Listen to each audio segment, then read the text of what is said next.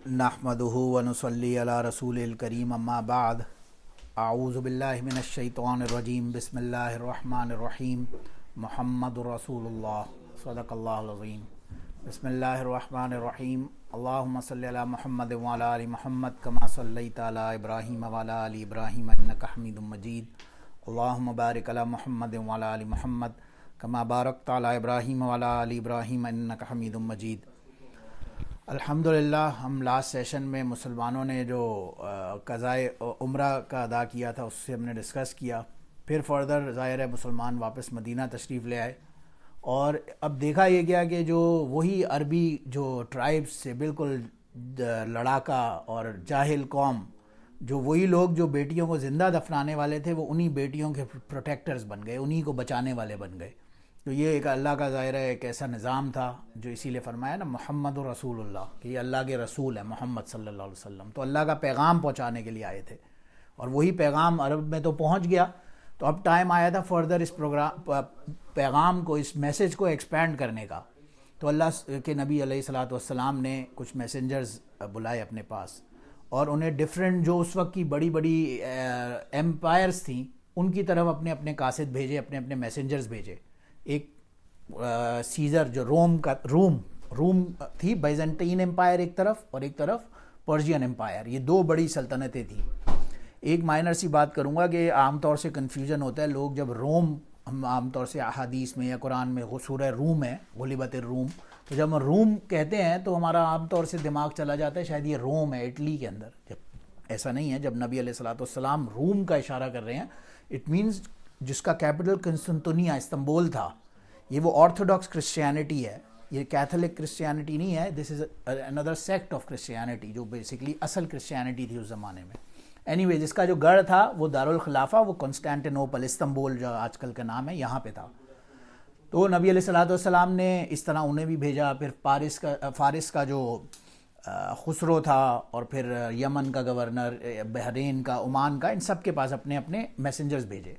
हज़रत दाहिया कल्बी रज़ी अल्लाह अन्हु, जिनके बारे में हमने पहले भी जिक्र करने की कोशिश की थी थोड़ी बहुत, कि वो वही सहाबी हैं जिनकी अक्सर औकात जिब्राईल अलैहिस्सलाम शक्ल मुबारक में इम्पर्सनेट करके और नबी अलैहिस्सलातु वस्सलाम के बाद तशरीफ़ लाया करते थे वही वगैरह के लिए, मैसेजेस देने के लिए। तो यही दाहिया कल्बी रज़ी अल्लाह अन्हु, इन्हें नबी अलैहिस्सलातु वस्सलाम ने भेजा to the scissor of Rome, जो रोम का एम्परर था उस वक्त, बिजेंटीन एम्पायर का जो एम्परर था।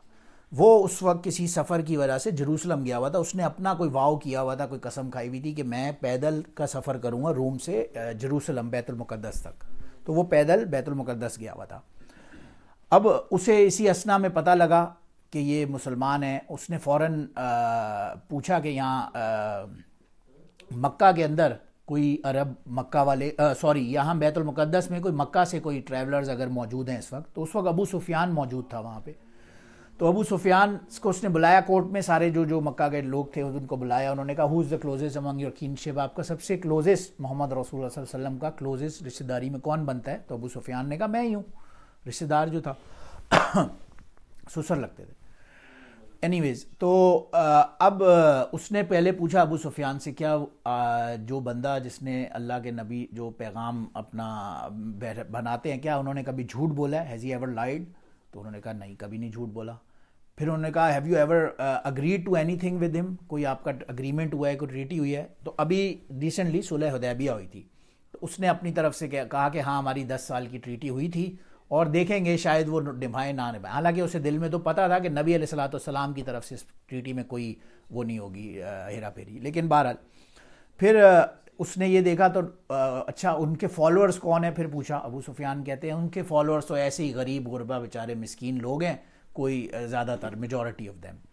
तो इस पर सीज़र कहता है कि वाकई ये अल्लाह के सच्चे नबी होने की निशानी है, जिसके बारे में मैंने अपनी स्क्रिप्चर्स में तौरात, ज़बूर या जो भी फर्स्ट टेस्टामेंट या सेकंड टेस्टामेंट या दूसरी स्क्रिप्चर्स होंगी क्रिश्चियनिटी के, तो वो कहता है मैंने जिस स्क्रिप्चर्स में जो जो निशानियाँ पढ़ी थी, इट्स अबाउट टाइम के मक्का में वो नबी आए, उसका नाम मोहम्मद हो और वो ये पैगाम लेकर आए। तो मुझे ऐसे लगता है बज़ाहिर कि ये अल्लाह के सच्चे नबी हैं। अब अबू सुफियान भी हैरान कि अगर ऐसा हुआ कि ये तो सीज़र ऑफ रूम ही मान गया तो ये तो बात ख़राब होगी। तो उसने उसे बहकाने के लिए कहा कि आपको एक, let me tell you a strange thing, کہ وہ بندہ کلیم کرتا ہے کہ میں ایک رات کے اندر اندر مکہ سے پہلے اڑ کے گیا مدینہ، اور پھر مدینہ سے میں اڑ کے گیا بیت المعمور یعنی آسمانوں میں، اور پھر واپس نیچے آیا اور پھر مکہ تشریف واپس لے گیا. اس پر سیزر کہتا ہے کہ واقعی یہ تو اللہ کے نبی ہونے کی نشانی ہے، یہ تو ہمارے اسکرپچرز میں بھی لکھا ہوا تھا کہ ایسا ہوگا. اب وہ اس کو پتہ نہیں کیا کچھ جواب نہیں ملا، بہرحال وہ چلنا بنا. اسی دوران پھر حضرت داہیہ کلبی رضی اللہ عنہ وہ میسیج لے کے اللہ کے نبی صلی اللہ علیہ وسلم کا اور اس کے پاس آئے، جو مشہور بخاری شریف اور روایات میں موجود ہیں سارے، جو اس میسیج پہ لکھا ہوا تھا کہ اللہ کے نبی کے نام سے اور اللہ کے نام سے اور ایٹسیٹرا. اب وہ اس نے پیغام دیکھا تو اس نے ظاہر ہے سیریسلی لیا. ہی سٹارٹڈ کرائنگ. روایت میں آتا ہے کہ اس نے رونا شروع کیا، اور پھر اس نے اپنی تمام کاؤنسل آف کلرجیز جو تھی ان کو بلایا اپنے پاس، اور جو کاؤنسل آف کلرجی تھی اس سب کو بلایا، جتنے پریسٹ تھے اس کی کاؤنسل میں ان سب کو بلایا اور بولا کہ یہ سینیریو ہے، کیا ایسا ہو سکتا ہے؟ تو اس پر جو وکر تھا اس کا چرچ کا ہیڈ پریسٹ تھا، اس نے کہا کہ ہاں یہ جو معراج والی بات ہے آئی کین آلسو ویریفائی کہ یہ بات سچ کہہ رہے ہیں. اس نے کہا کیسے؟ تو کہتا ہے وکر اس کا اپنا پریسٹ کہتا ہے کہ میں ایک رات چرچ میں آئی واز رسپانسبل کہ میں چرچ کے سارے دروازے جو بیت المقدس کی ہے سارے دروازے لاک کر کے رات کو جو پریشز ہماری چیزیں وغیرہ ہیں ان کی سیفٹی کے لیے میری ڈیوٹی ہوتی ہے کہ میں سارے دروازوں کو چیک کر کے لاک کر کے اور پھر جاؤں اپنے کوارٹرز میں. تو ایک رات وہ وکر کہتا ہے میں بیٹھا ہوا تھا، میں نے سارے دروازے چیک کر لیے، فرنٹ ڈور کے پاس میں آیا، میں نے اسے بند کرنے کی کوشش کی تو وہ بند نہیں ہوتا تھا، بہت زور لگایا وہ بند نہیں ہوتا تھا دروازہ. پھر تھوڑے دیر بعد میں نے کارپینٹر کو بلایا کہیں سے لا کے کہ کوئی شاید لکڑی کا کام ہے ٹھیک ٹھاک کر دے، تو اس سے بھی نہیں ہوا. پتہ یہ چلا، وہ کہتا ہے کہ ہم نے اور لوگوں کو بلایا جو جاننے چرچ کے آس پاس لوگ جو اس کے تھے ملازمین، ان سب نے بہت کوشش کی اور انہوں نے ریلائز کیا کہ جو چھت اس دروازے کے اوپر چھت ہے یہ غالباً پھسل چکی ہے، ٹیڑھی ہو چکی ہے، تو یہ دروازہ بند ہو ہی نہیں سکتا آج رات. صبح کوئی آئے گا کاریگر، وہ اس پہ کام کرے گا، چھت کو پہلے سیدھا کرے گا تب یہ دروازہ بند ہو سکے گا، ورنہ ہو نہیں سکتا. تو اب میں نے سوچا کیا کروں. وہ وکر کہتا ہے میں وہیں پہ دروازے کے باہر ہی پڑاؤ ڈال کے بیٹھ گیا کہ اب آج رات تو مجھے یہاں پہ سیکیورٹی دینی پڑے گی. And then he dozed off. وہ کہتا ہے مجھے نیند آ گئی.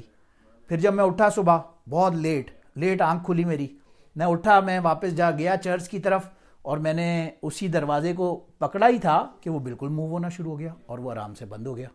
تو میں نے فٹافٹ سامنے بندوں کو بھیجا بولنے کے لیے کہ بھائی اب دروازہ تو صحیح ہو گیا ہے، اب کسی کو بلانے کی ہمیں ضرورت نہیں ہے. اور پھر میری نظر کہتا ہے دروازے کے سامنے جو صخرہ جو پتھر تھا اس پہ پڑی، تو اس کے اندر ہولز تھے، جیسے کہ گویا تمام جو انبیاء کرام علیہم السلام آئے تھے بیت المقدس، انہوں نے اپنی اپنی سواریاں کسی جگہ سے باندھی تھی، تو گویا اس پتھر میں یہ ہولز کہاں سے ہوئے؟ یہ ہولز غالباً ان سواریوں کو باندھنے کے لیے استعمال ہوئے، اور یہ پہلے تھے نہیں. تو میں گواہی دیتا ہوں کہ اللہ کے سچے نبی ہیں. اور وہ وکر جو پریسٹ تھا اس چرچ کا وہ مسلمان ہو گیا. اس نے کلمہ پڑھا، شہادت پڑھی اور وہ مسلمان ہو گیا. اب یہ جو سیزر تھا اس نے بھی کہا، اس نے بھی کلمہ پڑھا اور اس نے اپنے سارے ان کو بلایا. تو اب جو ساری شورا تھی، کلرجی اور پریسٹ تھی، وہ لوگ ایک دم غصے میں آ گئے، آگ بگولا کہ یہ کیسے ہو سکتا ہے؟ اگر آپ کلمہ، تو یہ تو امپاسبل ان کے نظریے کے مطابق بات ہے کہ آپ مسلمان ہو جاؤ. اس نے کہا ایسا ہوگا نہیں. انہوں نے اس وکر کو مار دیا، قتل کر دیا، اسی شورا کے اندر ہی اسے مار دیا. اور پھر کنگ کو دھمکی دی کہ اب تمہاری باری ہے، اگر تم نے یہ بات واقعی ایسی. تو اس نے گول مول کی، اس نے کہا نہیں میں تو مذاق کر رہا تھا، میں تو آپ کے ایمان چیک کر رہا تھا ایسے ہی، اور میں تو نہیں ہوا مسلمان. اور بہرحال روایت میں آتا ہے اس نے حضرت داہیہ کلبی رضی اللہ عنہ کو بہت اکرام کیا، بہت گفٹس تحفے تحائف دے کے واپس بھیجا، اور ان کو بولا کہ ہاں میں اسلام لے آیا ہوں. لیکن ظاہر اصل میں تو وہ اسلام اپنی حکومت بچانے کے لیے نہیں لایا تھا. نبی علیہ السلام نے اسی لیے فرمایا کہ یہ جھوٹ بولتا ہے، اس نے صرف اپنی حکومت بچانے کی وجہ سے اسلام قبول نہیں کیا. کہتا تو ہے میں نے کیا ہے لیکن کیا نہیں اس نے، صرف تاکہ اس کی حکومت بچی رہے. تو بہرحال یہ سیزر آف روم کا واقعہ تھا. پھر ایک دوسرا حضرت عمر بن عاص رضی اللہ عنہ کو بھیجا عمان کی طرف، وہاں کے دو رولر سے عبد اور جعفر، وہ دونوں کے پاس گیا. بہرحال لانگ سٹوری شارٹ، حضرت عمر بن عاص رضی اللہ عنہ انہوں نے بتایا کہ سارے یہ بڑے بڑے جو کنگ آف بحرین ہے یا جو بازان تھا، وہ یہ سارے بڑے بڑے حکمران اس علاقے کے سب اسلام قبول لے آئے ہیں. اینی ویز تو وہ شروع میں تو گرم ہوئے، گھبرائے، لیکن اینڈ میں عبد اور جعفر بھی اسلام لے آئے، وہ بھی مسلمان ہو گئے.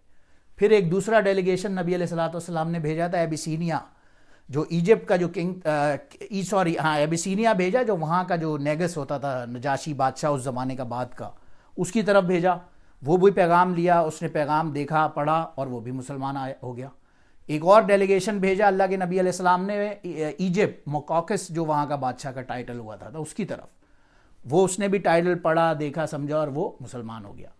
اب ایک دوسرا جو قاصد گیا فارس کے بادشاہ خسرو کی طرف، اس کے بارے میں آتا ہے کہ جب خسرو نے وہ پڑھا تو اس نے دیکھا کہ میرا نام جو ہے وہ اللہ کے نبی کے نام کے بعد لکھا ہوا ہے اس خط میں.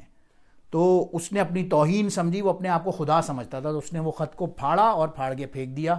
اور پھر جو یمن کا بادشاہ تھا بازان، اس کو اس نے اپنا آرڈر دیا، وہ بھی انہی کی حکومت میں اس کا حصہ تھا اس زمانے میں بھی، کہ آپ نبی علیہ السلام کو اریسٹ کر کے اور میرے دربار میں حاضر کرو. تو بازان نے ادھر یمن سے 2 بندے بھیجے نبی علیہ السلام کے پاس. جب وہ نبی علیہ السلام کے پاس پہنچے تو نبی علیہ السلام نے ان سے کہا کہ تمہارا جو خدا ہے جس نے تمہیں بھیجا ہے وہ میرے خدا کو پیارا ہو چکا ہے، تو جا کے پہلے اپنے بادشاہ کو یہ بتا دو.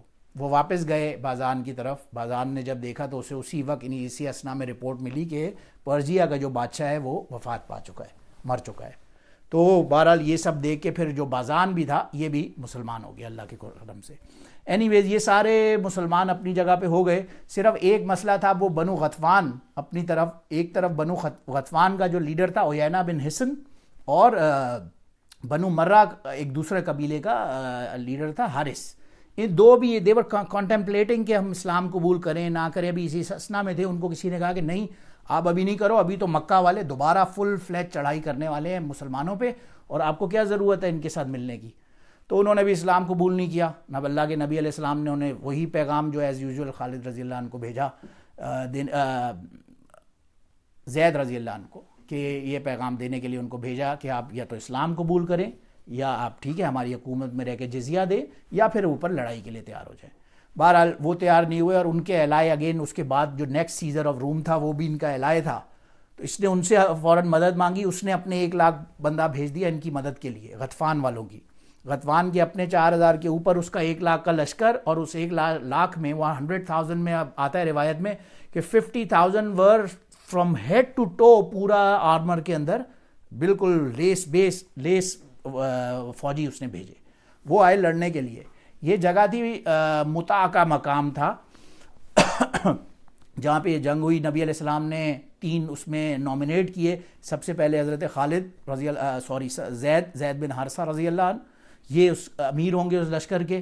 اگر انہیں کسی وجہ سے کچھ ہو جاتا ہے تو جعفر رضی اللہ عنہ اس کے امیر ہوں گے، اور اگر انہیں بھی کچھ ہو جاتا ہے تو تو پھر عبداللہ بن روا رضی اللہ عنہ یہ اس کے امیر ہوں گے. تینوں کے نام متعین کر دیے.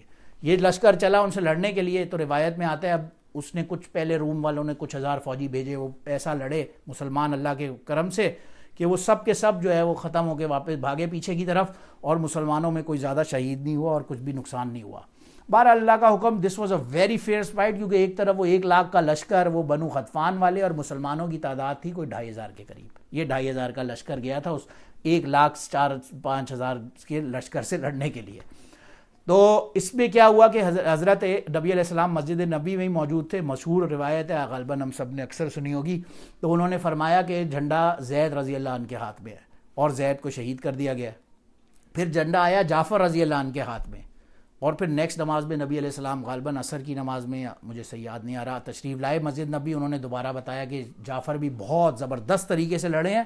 پہلے ان کے ہاتھ میں جھنڈا تھا، دشمن نے ان کا ایک ہاتھ کاٹا تو انہوں نے دوسرے ہاتھ میں اٹھا کے جھنڈا پکڑ لیا. پھر دشمن نے ان کا دوسرا ہاتھ بھی کاٹا تو انہوں نے گویا اپنے پیٹ کے بل اس جھنڈے کو رکھا، اور وہ ایسی فیئرسفلی لڑے ہیں جا کے کہ اللہ کے حکم سے بہرحال وہ بھی شہید ہو گئے.